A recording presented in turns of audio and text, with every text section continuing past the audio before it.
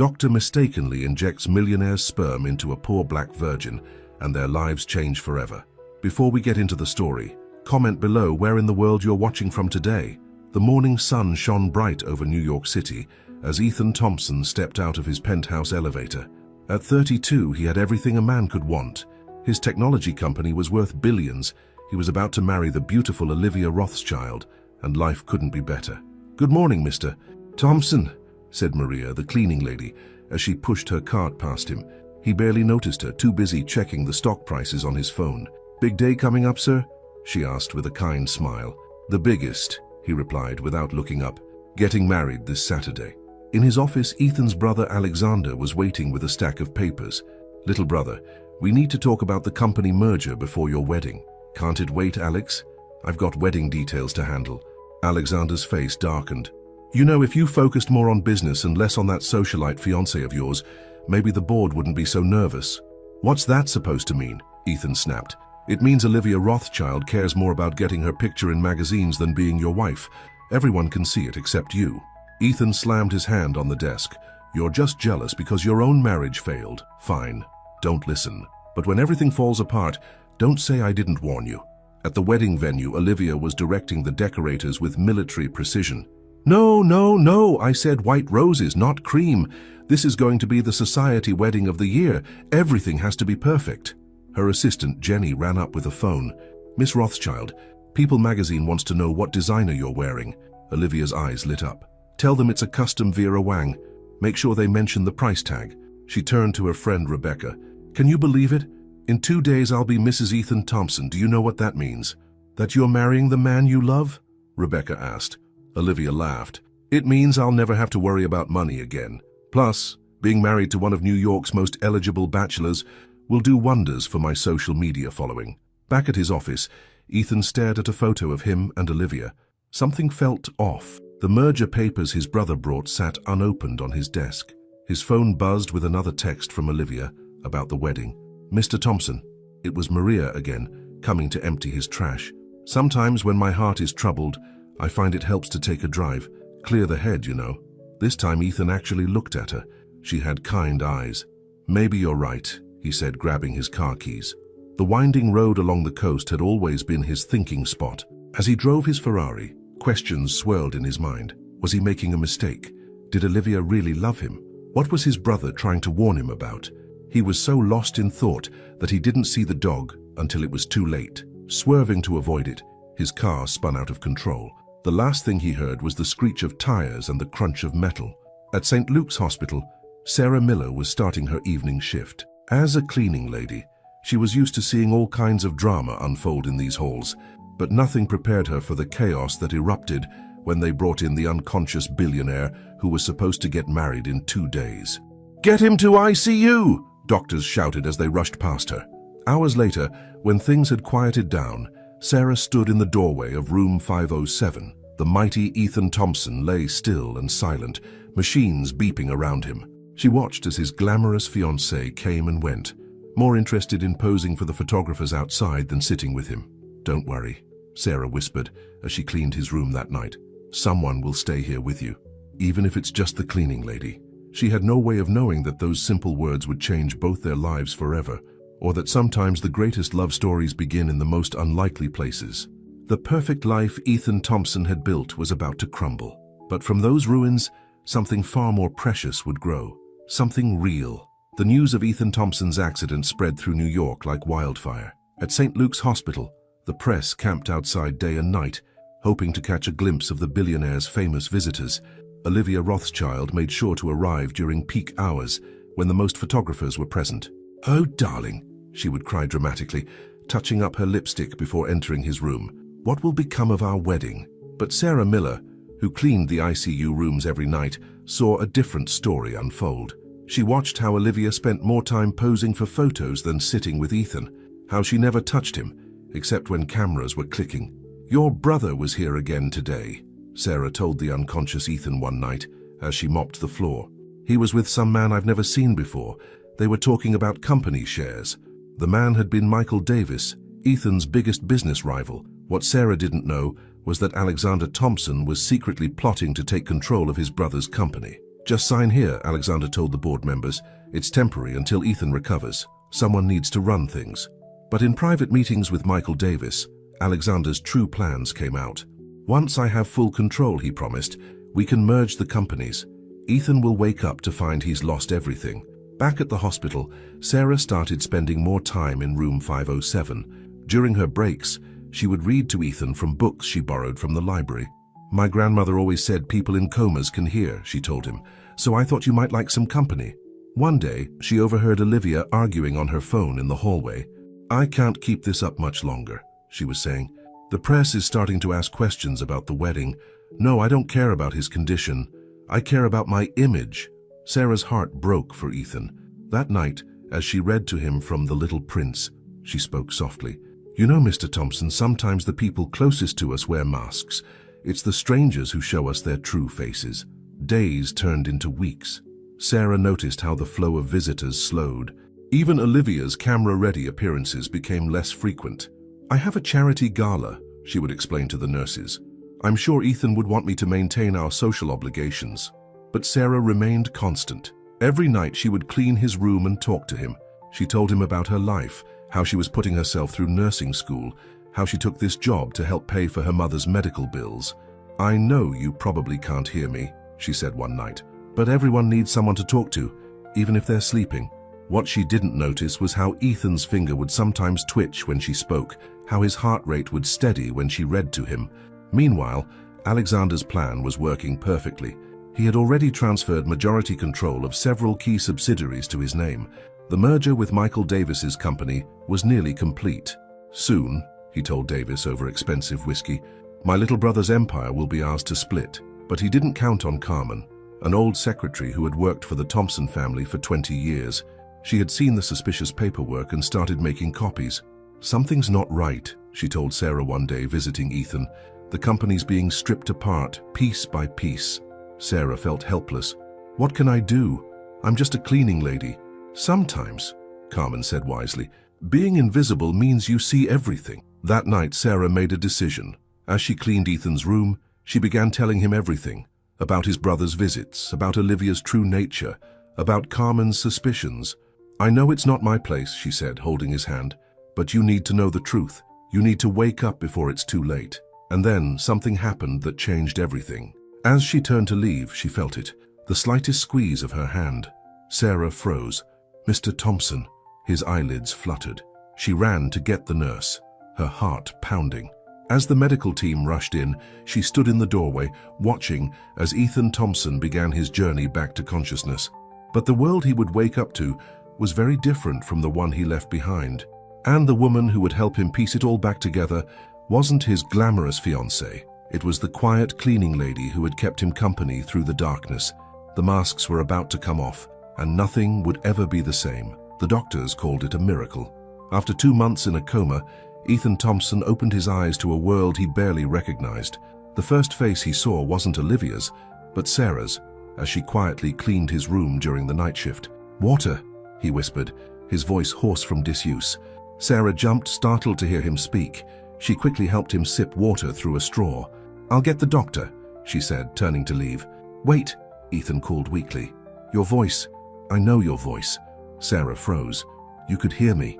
Pieces, stories, the little prince. His eyes struggled to focus on her face. You were here every night. Before Sarah could respond, the room filled with medical staff. She slipped out quietly, her heart racing.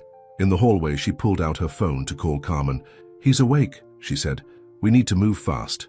Within hours, the hospital was swarming with reporters. Alexander Thompson arrived first, his face a mask of brotherly concern. Thank God you're alive, and he said, gripping Ethan's hand too tightly. Don't worry about anything. I've been taking care of business. Olivia burst in next, perfectly made up despite the early hour. Darling, she cried, camera flashes following her through the door. I've been absolutely lost without you. But Ethan's eyes kept drifting to the doorway, searching for the cleaning lady with the familiar voice. Where's Sarah? He asked during a quiet moment. Who? Olivia frowned. The cleaning lady. She was here every night. Olivia laughed. Darling, you must be confused. Why would a cleaning lady matter? But Ethan wasn't confused. During his coma, Sarah's voice had been his anchor. He remembered her words, her stories, her warnings about his brother and Olivia. That night, after visitors had gone, Sarah returned to clean his room. "They're saying you'll make a full recovery," she said, keeping her distance. "Tell me everything," Ethan said. "Everything you saw while I was asleep." So Sarah told him about Alexander's secret meetings with Michael Davis, about Olivia's phone calls and camera-ready visits, about Carmen's discovery of suspicious documents. "Your brother has been transferring company assets," she explained. "Carmen's been gathering proof." Ethan's face hardened. "And Olivia? Sarah hesitated. "She was more interested in photo opportunities than visiting you." "I'm sorry." Ethan closed his eyes, pain crossing his face. "Don't be sorry. While everyone else was wearing masks, you were the only one telling me the truth." The next day, Ethan asked to see his lawyer. Though still weak, his mind was sharp. "I want a complete audit of all company transactions made during my coma," he ordered, "and get me every paper Alexander had signed." When Alexander visited later, Ethan pretended to be groggy and confused. "The doctors say memory loss is normal after a coma," he said innocently, watching his brother's relief. "Don't worry about anything," Alexander assured him. "Everything's under control." But that night, Ethan had Sarah smuggle Carmen into his room with copies of all the documents she'd gathered. "They thought nobody was watching," Carmen said, spreading papers across his bed. "But I've worked for your father's company for 20 years. I know every trick." The evidence was damning. Alexander had systematically transferred control of key subsidiaries, preparing for a merger that would have left Ethan with nothing. "Your brother's meeting Davis tomorrow night at the Morgan Hotel," Sarah added. "Carmen overheard them planning to finalize the deal." Ethan reached for Sarah's hand. "Why are you helping me?" "Because," she said simply, "during those 2 months, I got to know the real you, not the billionaire, not the CEO, just you."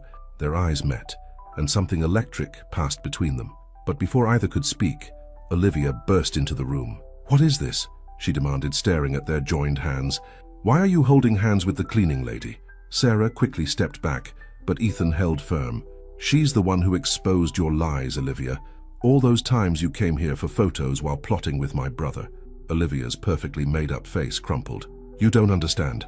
Alexander promised me a share of everything once he took control. We were going to be together." The truth hit Ethan like a physical blow.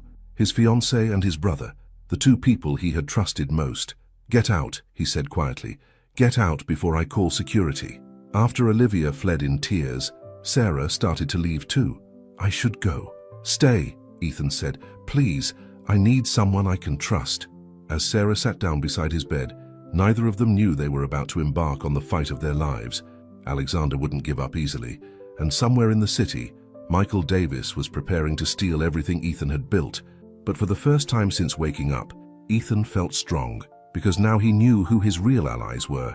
And sometimes, the most powerful weapon isn't money or influence, it's having someone who believes in the truth. The Morgan Hotel's expensive restaurant buzzed with quiet conversation as Alexander Thompson and Michael Davis sat in a private booth, champagne glasses raised in celebration.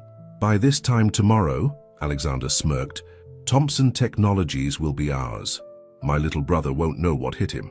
But at that exact moment, Ethan Thompson was far from helpless. In his hospital room, he had assembled an unlikely team. Carmen with her stack of evidence, Sarah with her detailed observations, and James Morton, his most trusted lawyer. "Your brother got sloppy," James said, reviewing the documents. "He didn't think anyone was paying attention, but these transfers won't hold up in court." "I don't want to wait for court," Ethan replied, his voice stronger now. "I want to stop them tonight." Sarah, who had just finished her shift, spoke up from her chair beside his bed. "The meeting at the Morgan Hotel. If we catch them in the act?" "Exactly." Ethan tried to sit up straighter, wincing. "But I'm still too weak to go myself." "Maybe you don't have to," Carmen said thoughtfully. "Sometimes the best moves are the ones nobody sees coming."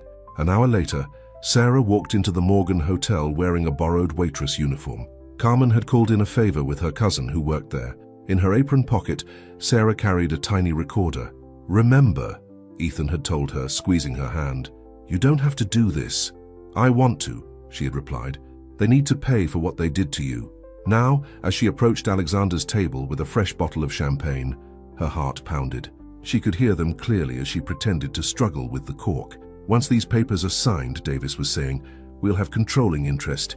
Ethan will be nothing but a figurehead. Poor little brother." Alexander laughed, still lying in that hospital bed, trusting his big brother to take care of everything. Sarah's hands shook with anger as she finally popped the cork. As she poured, she deliberately spilled some on Alexander's sleeve.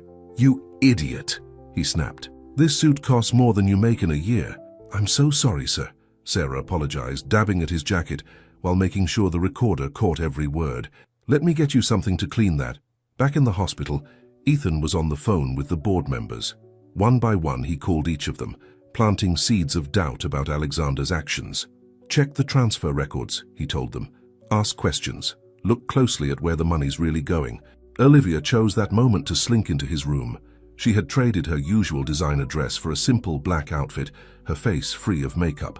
"I can explain everything," she began. "Can you?" Ethan's voice was ice cold. "Can you explain why my fiancé was plotting with my brother to steal my company?" "I never meant to fall in love with him," Olivia whispered. "It just happened. And then he promised me everything. The money, the status, the power. Get out!" Ethan's words cut like a knife. "You and my brother deserve each other." As Olivia fled crying, Sarah returned with the recording. Her hands trembled as she played it back.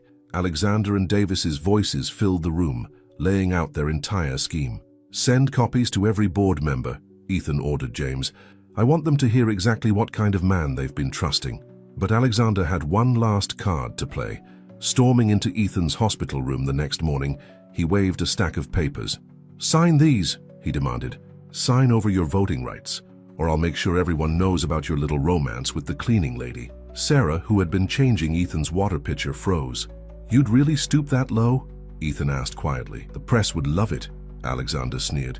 "Billionaire loses his mind after coma, falls for lowly cleaning woman. Your reputation would be ruined." Ethan looked at Sarah, then back at his brother. "You know what, Alexander? Go ahead. Tell everyone. Because I'd rather lose my reputation than lose my soul like you have." Alexander's face turned purple with rage. He grabbed Sarah's arm roughly. "This is your fault, you gold-digging little..." But he never finished the sentence, because Ethan Thompson, still weak from his coma, somehow found the strength to get out of bed and punch his brother square in the jaw. As Alexander sprawled on the floor, security guards rushed in. Behind them came James Morton, holding the recorded evidence from the hotel. "Mr. Thompson," one of the guards said to Alexander, "you'll have to come with us. The board would like to speak with you immediately." As they led Alexander away, Sarah helped Ethan back to bed. His hands were shaking from the effort, but his eyes were clear. "I meant what I said," he told her softly. "I don't care what anyone thinks. You're the only real thing in my life right now." Sarah looked down at their joined hands, his expensive manicured ones and her work-roughened ones. "What happens now?" "Now?" Ethan smiled. "Now we fight back, together." Outside the hospital windows, the sun was rising over New York City. A new day was beginning, one that would change everything for the cleaning lady who dared to care, and the billionaire who learned that true wealth isn't counted in dollars. But Alexander Thompson wasn't finished yet. And somewhere in the city, wheels were already turning that would test their newfound bond in ways they could never imagine. Alexander Thompson sat in his luxury apartment, nursing both his bruised jaw and his wounded pride. His phone buzzed with another message from the board of directors, his third official warning, but he wasn't reading them anymore. Instead, his eyes were fixed on an old photograph of his father. "You always liked Ethan better," he muttered, pouring another drink. "Well, watch what happens next." Across town, Ethan was finally being released from the hospital. Sarah helped him pack the few belongings he'd accumulated during his stay, including all the books she'd read to him. "You don't have to keep those," she said, embarrassed by their worn library covers. "They're important to me," Ethan replied softly. "They remind me of who was really there when I needed someone." But their quiet moment was interrupted by a wave of reporters outside the hospital entrance. Headlines about the Thompson family scandal had exploded across every newspaper and gossip site. "Thompson heir awakens to betrayal. Billionaire's brother caught in takeover scheme. Society bride leaves coma victim for his brother." And now, a new headline was gaining traction. "Billionaire and the cleaning lady. A hospital romance?" "Don't look at them," Ethan said, noticing Sarah's discomfort as cameras flashed. "They don't matter, but other things did matter. Like the anonymous letter Sarah found in her locker that morning. Gold diggers get what they deserve. Or the way some of the other hospital staff had started whispering behind her back. Even her supervisor had called her in for a friendly chat about maintaining professional boundaries with patients. Maybe I should quit, Sarah told Carmen during their lunch break. Find another hospital. That's exactly what they want, Carmen replied firmly. Since when do you run from bullies? Meanwhile, Ethan faced his own battles. His first day back at the office was a minefield of fake smiles and hidden agendas. Not everyone was happy about Alexander's removal from the board. Your brother had some good ideas about modernizing, one board member commented. Perhaps you're being too hasty. My brother had ideas about stealing, Ethan corrected coldly. Anyone who supported him might want to reconsider their position, but Alexander wasn't done plotting. In a dark bar downtown, he met with a private investigator. I want everything on her, he ordered, sliding Sarah's photo across the table. Every secret, every weakness, everyone she loves. The investigator nodded. What about the other matter? Alexander's smile was cruel. Yes. Make sure those financial records are exactly where the SEC will find them. My brother's going to learn what it feels like to lose everything. Back at his penthouse, Ethan was going through years of company records with James Morton. The lawyer's face was grim. Alexander didn't just attack the company, James explained. He planted something much worse. False records, modified documents.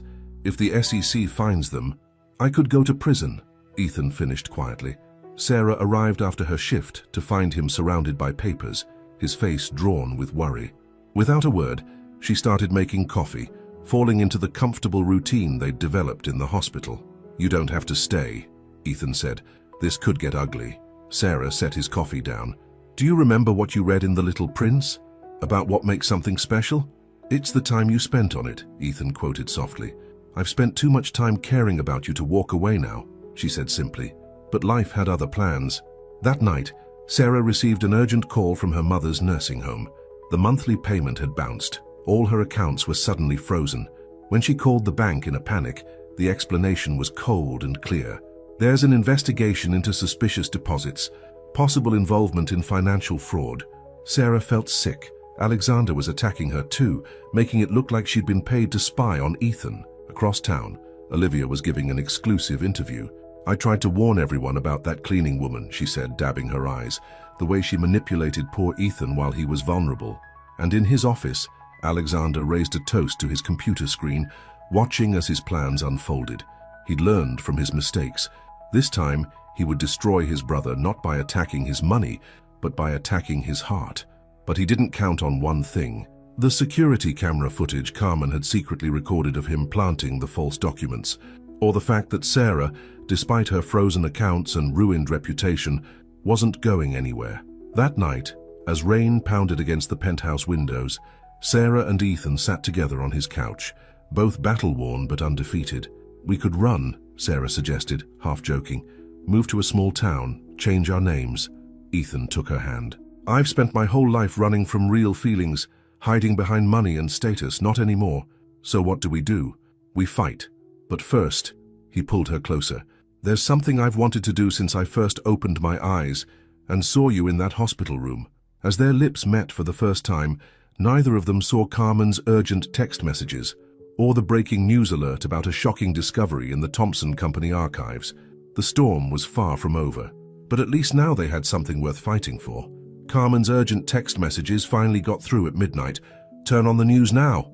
Ethan and Sarah broke from their kiss to find every channel running the same shocking story. Old photographs filled the screen, pictures of Ethan and Alexander's father with another family. Sources confirmed that the late Richard Thompson had a secret second family, the reporter announced, including another son who may have legal claim to the Thompson fortune. Ethan sat frozen, his world tilting for the second time in as many months. That's impossible, but the evidence was right there on the screen.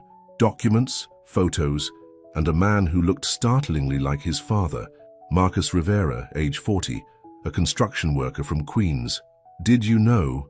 Ethan asked Carmen when she arrived at the penthouse, still in her pajamas. I found the files tonight, she explained, hidden in your father's old office, but Alexander got to the press first. Sarah watched the pain cross Ethan's face.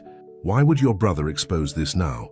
Because, Ethan said grimly, if this Marcus person has a legitimate claim, it could freeze all company assets during a legal battle. Everything would grind to a halt, including the investigation into Alexander's false documents, James Morton added, arriving with a stack of legal papers. He's buying time. But Alexander had underestimated his brother again. Instead of hiding from the scandal, Ethan did something unexpected. He went to Queens. "You don't have to come," he told Sarah as they drove through the pre-dawn streets. "I know," she replied simply. "I want to."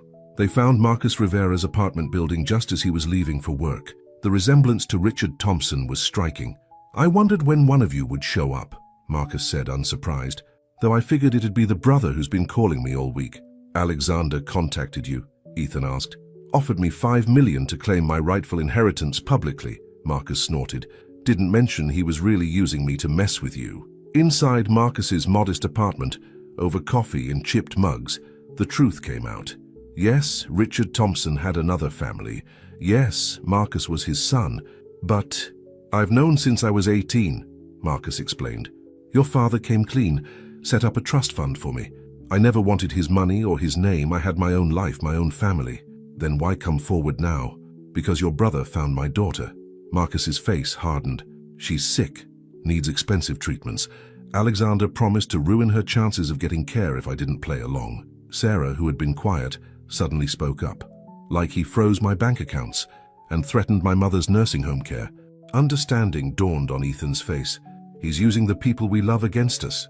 But Alexander's plan was about to backfire spectacularly, because now Ethan had proof of blackmail to add to Carmen's security footage. Back at the penthouse, an emergency board meeting was called. This time every member attended, including some faces Ethan hadn't seen in years.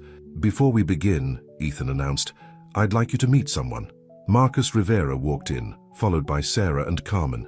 On the screen behind them played Alexander's blackmail attempts, caught on Carmen's careful recordings. "My brother thinks family is a weakness," Ethan continued, "something to exploit. But real family, blood or chosen, is our greatest strength." One by one, the truth came out. Alexander's schemes, the falsified SEC documents, the attacks on Sarah and Marcus's families. "I move for an immediate vote," the senior board member declared, "to remove Alexander Thompson from all company positions and freeze his assets pending criminal investigation." The vote was unanimous, but in his apartment across town, Alexander watched the news coverage with a strange smile. He pulled out his phone and dialed. "It's time," he said to the person on the other end. "Release everything we have on the cleaning lady and make that call to the nursing home." Sarah's phone rang minutes later. Her mother had fallen, the nurse said. It was serious. As she and Ethan rushed to the hospital, neither noticed the man following their car, or the fact that every traffic light they hit turned red, delaying them just long enough. Because while they were racing across town, something was happening at Thompson Technologies, something that would make the secret family scandal look like small news. And in a private airport hangar, Michael Davis boarded his private jet, carrying a USB drive with enough data to destroy not just the company, but everyone Ethan loved. The real war was just beginning, and this time the casualties wouldn't be measured in dollars and cents, but in the lives of innocent people caught in the crossfire. As Sarah held Ethan's hand during the drive, she remembered something her mother once told her. "Love is like a lighthouse in a storm. The bigger the waves, the brighter it shines." They were about to find out just how bright their light could be, and whether it would be enough to guide them through the darkness ahead. The emergency room at Queens General Hospital was chaos when Sarah and Ethan arrived. They found Sarah's mother, Rose Miller, already in surgery for a broken hip. "She was fine this morning," Sarah insisted to the nurse. "How could she fall?" But deep down she knew. This had Alexander written all over it. Ethan's phone buzzed constantly, urgent messages from the office he was ignoring to stay with Sarah. Finally, James Morton's call couldn't be put off any longer. "The entire system is down," James reported. "Every computer in the building went dark 10 minutes ago, and there's more." Sarah watched Ethan's face grow pale as he listened. When he hung up, his hands were shaking. "Alexander didn't just attack the company computers," he explained. "He found something in my father's old files. Something that could destroy everything. What could be worse than a secret family? A secret deal." Ethan ran his hands through his hair. 20 years ago, my father supposedly stole the core technology that built Thompson Technologies. If that proof gets out, all those jobs," Sarah whispered, "all those people depending on the company." The nurse interrupted with news about Rose. The surgery was successful, but something was wrong with her medical records. Her insurance was suddenly showing as expired. "That's impossible," Sarah protested. "I just paid..." But she hadn't. She couldn't. Not with her accounts frozen. "I'll handle it," Ethan said immediately, pulling out his wallet. "No," Sarah stopped him. "Alexander's trying to make me look like I'm using you for money. I won't give him that satisfaction." "Then what do we do?" A new voice answered from the doorway. "We fight back, together." It was Marcus Rivera, still in his construction uniform. Behind him stood Carmen, carrying a stack of folders. "Those files Alexander found," Carmen said. "There's something he missed." Meanwhile, across town, Alexander Thompson was celebrating his victory with Michael Davis in a private club. "A toast," Davis raised his glass, "to the fall of the mighty Ethan Thompson." But Alexander's smile faded when his phone buzzed with a message, a video link. When he clicked it, his blood ran cold. There was his father, Richard Thompson, 20 years younger, sitting at his desk and recording a message. "If you're watching this," the recorded Richard said, "then someone has found the false evidence I planted about stealing technology. A safeguard, in case either of my sons ever tried to use the company for their own greed rather than the good of others." Alexander slammed his phone down, but not before Davis saw. "What was that?" "Nothing," Alexander snapped, but his hands shook as he texted his contact at the nursing home. "Is it done?" The reply was not what he expected. "Police here asking questions about suspicious activity." Because while Alexander had been focused on Sarah's mother, he'd forgotten about the network of people Sarah had helped during her years at the hospital, like Officer Mike Chen, whose mother she'd cared for in the ICU. Officer Chen, who now had a very interesting security tape showing a man tampering with Rose Miller's walker just before her fall. Back at Queen's General, Sarah's phone lit up with messages of support. Hospital staff she'd worked with for years, patients she'd helped, families who remembered her kindness, all offering help with her mother's care. "I don't understand," she told Ethan, "after everything Alexander did to ruin my reputation." "He doesn't understand that real power isn't about money or control," Ethan replied. "It's about the lives you touch." Carmen burst in with breaking news on her tablet. The stolen technology story was being ripped apart by tech journalists who'd found Richard Thompson's old patents. The truth was coming out, but Alexander had one last card to play. In his private safe, he had something even his father hadn't known about. Something that would force Ethan to choose between saving the company and saving Sarah. At Thompson Technologies, the computers suddenly came back online, but instead of the usual screens, every monitor showed the same image, young Sarah Miller in a police station being fingerprinted. 10 years ago, Alexander's voice came through the speakers. "Our little cleaning lady was arrested. Would you like to know why, brother?" Ethan looked at Sarah, whose face had gone white. "He found it," she whispered. "The one thing I never told you. The reason I had to take care of my mother. The reason I became a cleaning lady instead of finishing nursing school." Outside the hospital room, thunder cracked across the sky. A storm was breaking over New York City, but the real tempest was just beginning, because Sarah's secret wasn't what Alexander thought it was. And when the truth came out, it wouldn't just change her relationship with Ethan, it would shake the very foundation of the Thompson family itself. As rain lashed against the windows, Sarah took a deep breath. It was time to tell the story she'd kept hidden for 10 years, a story that began with another hospital, another wealthy family, and a choice that had haunted her ever since. "Your father," she said quietly to Ethan.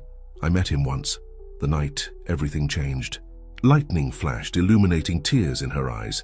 The past was about to collide with the present, and nothing would ever be the same. Sarah's hands trembled as she pulled an old locket from beneath her uniform. Inside was a faded photograph of a younger Richard Thompson standing next to a nurse, Sarah's mother, Rose, 20 years ago. "My mother was a nurse at Mount Sinai," Sarah began. "Your father was her patient after his first heart attack, the one nobody knew about." Ethan sat down heavily. "Father never had a heart attack. He kept it secret, said it would hurt the company if people thought he was weak." Sarah's voice was barely a whisper. "He was there for 2 weeks. My mother took care of him. They became close."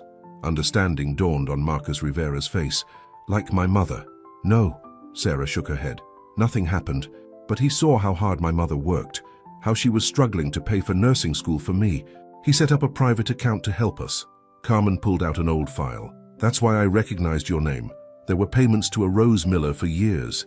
But the arrest," Ethan pressed gently. "Alexander said, 10 years ago your father had another heart attack. A bad one. He managed to call my mother. She was the only one who knew about his condition." Sarah's eyes filled with tears. "She got him to the hospital in time, but the doctors said he needed emergency surgery. They needed next of kin to sign the papers. But Alexander and I were out of the country, Ethan remembered. A business trip to Tokyo. Mother forged Alexander's signature on the consent forms. She knew every minute counted.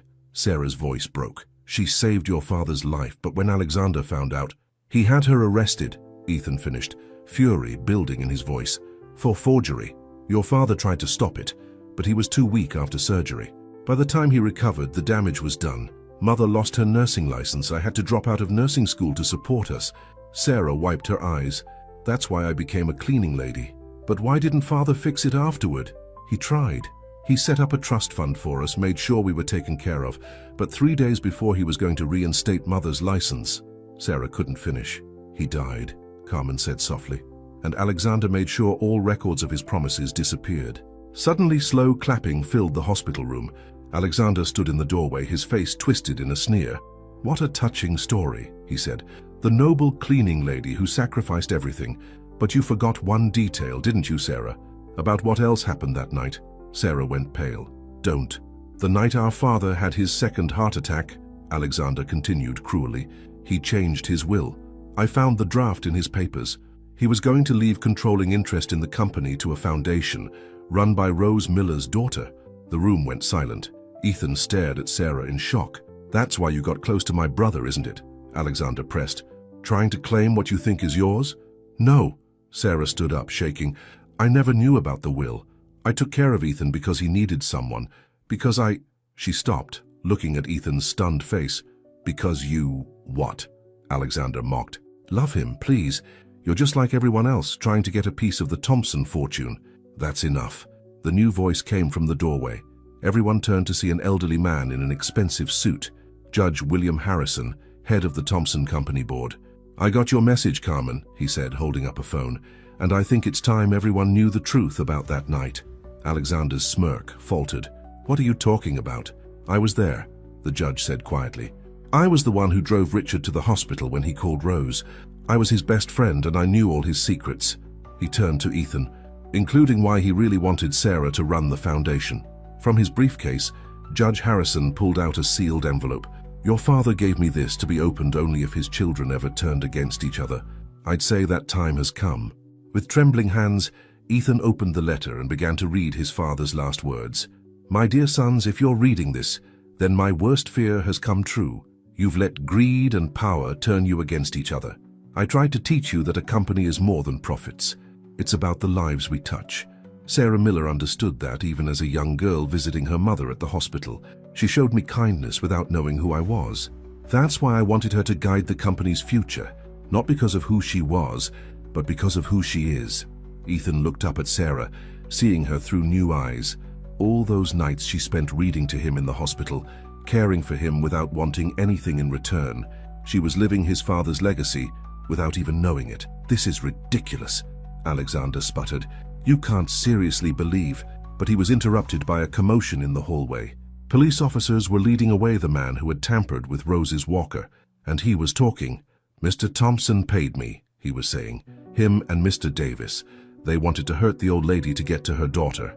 Alexander backed away, but security guards blocked his exit. His phone buzzed. Michael Davis was being arrested at the airport. Everything was unraveling, but for Sarah and Ethan, things were finally becoming clear. I never wanted the company, Sarah said softly. I just wanted to help people, like my mother taught me, like your father believed I could.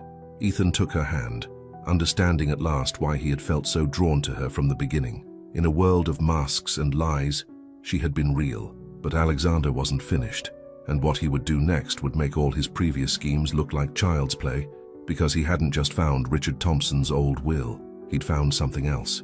Something that would force everyone to choose between justice and mercy, between love and duty, and this time there would be no going back. Alexander Thompson stood cornered in the hospital room, but the smile never left his face. With deliberate slowness, he pulled a USB drive from his pocket. You know what's on this? He asked, dangling it like bait. Every dirty deal father ever made, every bribe, every cover-up, every skeleton in the family closet, including some things about mother that would break poor Ethan's heart. Ethan stepped forward. You're lying. Am I? Alexander's eyes glittered.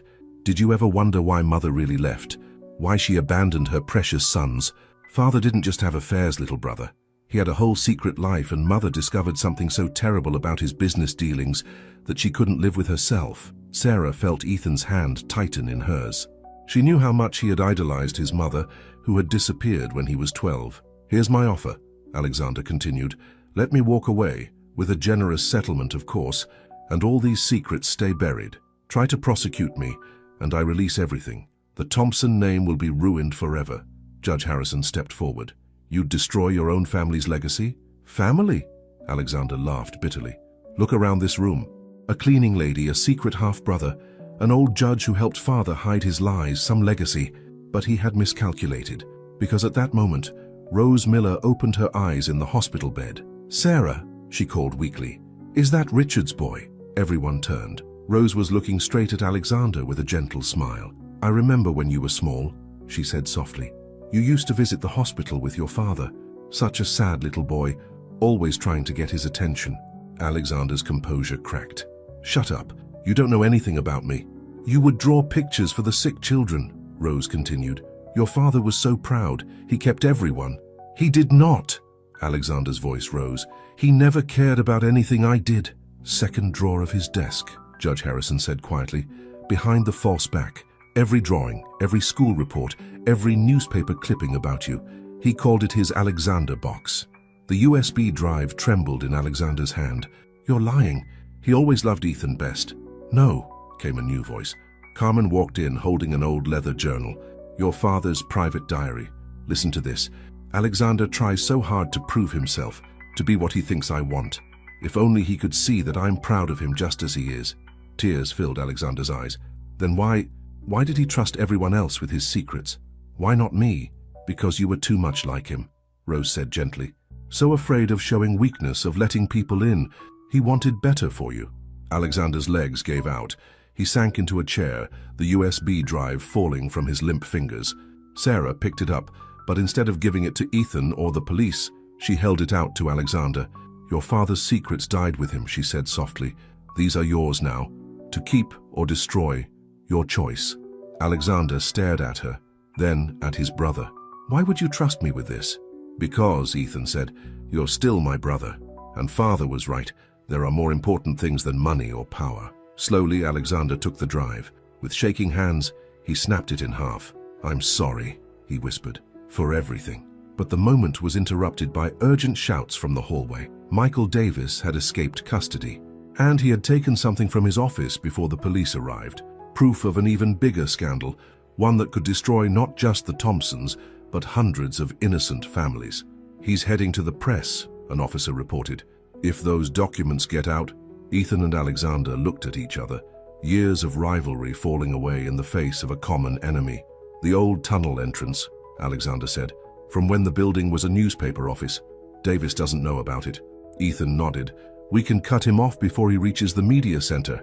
"I'm coming too," Marcus stepped forward. "That's what family does." As the three brothers rushed out, Sarah felt a change in the air. The storm that had battered their lives was finally breaking, but in its wake, something new was growing, something stronger than secrets or lies or old wounds. Rose reached for her daughter's hand. "Your father would be proud," she said softly. "Richard always said love was the best investment."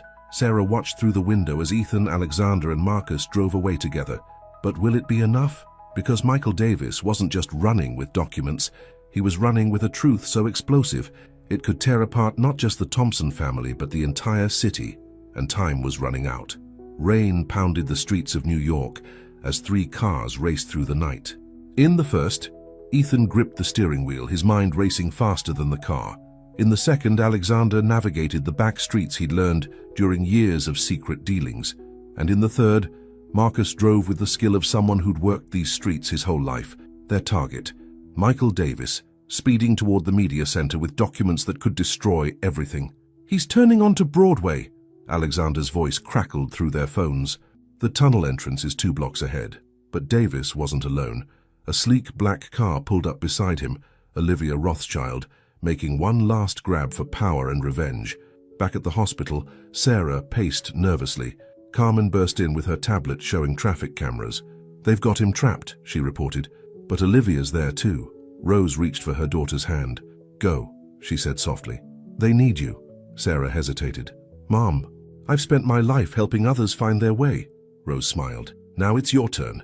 Across town, Davis and Olivia reached the media center's underground parking garage, but as they rushed toward the elevator, they found their path blocked. "It's over, Michael," Ethan said, stepping out of the shadows. Alexander and Marcus flanked him. Davis laughed. "3 brothers united. How touching, but too late." He held up a folder. "One call to my contact upstairs, and every dirty secret your father buried comes out, including the real reason he started Thompson Technologies." "We know about the stolen technology," Alexander said. "Stolen?" Davis's laugh turned cruel. "Oh no, much worse. Your father built his company on blood money, drug money, mob connections, all laundered through that first tech startup." Ethan felt the world spin. "You're lying." "Am I? Ask your brother. Ask Judge Harrison. They all knew." "Why do you think your mother really left?" Olivia stepped forward, her designer heels clicking on concrete. "Just give us what we want, Ethan. A fair share of the company, or everything burns." But another voice rang out. "No more lies." Everyone turned. Sarah stood there holding an old leather journal, Richard Thompson's real diary. "Carmen found this in your office, Michael. Behind the wall safe." Her voice was steady. "You've been blackmailing the Thompson family for years, but you never read the last entry." She opened the journal and began to read. "Today I finally have the proof to end Davis's hold on us. The blood money was his all along, laundered through shell companies. He's been threatening to expose his own crimes, letting my family take the blame. But no more. Mary, my love, if you ever read this, I didn't run that startup with mob money. I was working with the FBI to expose Davis's operation. That's why you had to leave, to stay safe until we could prove everything." Ethan stared at the journal. "Mother was protected?" "In witness protection," Sarah nodded. "Carmen found her, Ethan. She's alive, safe, waiting to come home." Davis lunged for the journal, but Marcus caught him. Olivia tried to run, but Alexander blocked her path. "You know what I learned from being a construction worker," Marcus said, holding Davis down. "Sometimes you have to tear everything down to build something stronger." Police sirens wailed outside. Officer Chen led a team into the garage. "Michael Davis," he announced, "you're under arrest for extortion, blackmail, and conspiracy. Ms. Rothschild, you'll be joining him." As they led Davis and Olivia away, Ethan turned to Sarah. "How did you know to look behind the safe?" "Because your father left a clue," she smiled. "In the story he used to tell my mother about a girl who found a garden behind a wall. I remembered you mentioning the same story last week." Alexander stepped forward, his face heavy with shame. "All these years I thought father was corrupt. That's why I became so bitter, so hungry for power, to prove I could do better. He was protecting all of us," Ethan realized, "even when we didn't know it." Rain still fell outside, but softer now, cleansing, new. 3 months later, the Thompson Technologies building gleamed in the spring sunshine. Inside, changes were everywhere. Alexander headed the new security division, using his knowledge of corporate darkness to bring light. Marcus ran the Thompson Foundation, helping families in need, starting with his daughter's medical care.